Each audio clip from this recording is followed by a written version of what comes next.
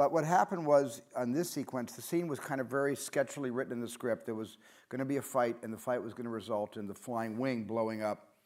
It was going to be a relatively short fight, and Indy would get out there and fight this big mechanic, and then he would somehow cause, with the gasoline thing, the gasoline would come out of the truck, and it would catch on fire, and the whole thing would blow up. And that was pretty much it.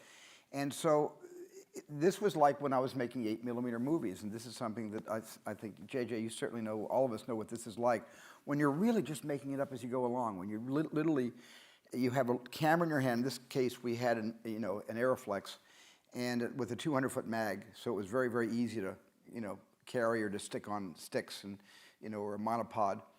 And we ran around with this little camera with short loads, and just made everything up.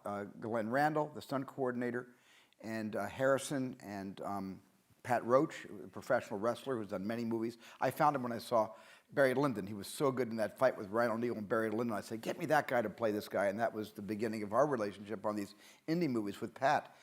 And literally made the whole thing up shot for shot. Didn't know where it was going, didn't know how many punches were going to be thrown, didn't know he was going to get killed by the propeller on the airplane, didn't know that.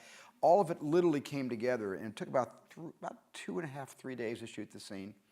But it was so much fun. It was the most fun I had, which I'm glad you picked this clip, because it was literally, on the whole movie of Raiders, this was the biggest blast that all of us got, because we didn't know where it was going. We all literally made it up as we just went along. And I'm just curious, like, how flexible were, like, Harrison was, in terms of how much of the work was his. I mean, he seemed to be doing almost all of that. Was any well, Harrison was the guy that said, he would go over to me and he would say, come on, Steve, let me bite the guy. Let me just bite him.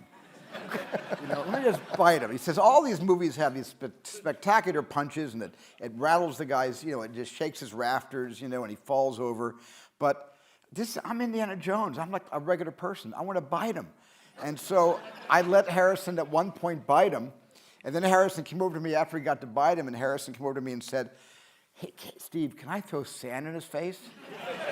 He said, is there any place in the scene where I can just take a handful of sand and blind him with the sand? I said, that's really dirty fighting. He said, I'm trying to get the Ark to Cairo. Come on. Come on.